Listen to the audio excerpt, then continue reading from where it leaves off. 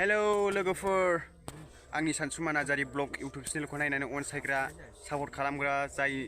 रायजो राजा नोंथांमोन आङो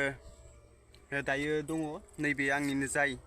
मोनसे आंनिनो न' खाथियावहाय मोनसे बुग्रा बिफां बावहाय आङो गोबां भिडिअ खालामो आरो गोबां इन्ट्रेस्ट भिडिअ खालामो एखमबा समाव प्रेंक कल खालामो बा एखमबा समाव आङो बिदिनो फानि भिडिअ खालामो बा इउटुबाव बेबायदि दिन्थिनो थाखाय दायो आङो बे जायगायाव दंफैयो लोगोफोर आं भिडिअ खालामग्रा बिफाङा बेनो लोगोफोर नायनानै लादो नै बेवनो आरोना बिफाङा बिराद मोजां आं उन्दै समनिफ्रायनो बावनो गोबां बेफोरबायदि उन्दै समनिफ्रायनो बावनो थाफैयोमोन बावनो बारदुबाला सोलोंफैयोमोन लोगोफोर आरो बिदिनो 12टा टाइम समावहाय आङो जिरायफैयोमोन बे बिफां सायावनो बिराद मोजां बिफाङा दासिमबो दङ लोगोफोर जोंनाथ' न'आ बैयावनो लालाय लोगोफोर बे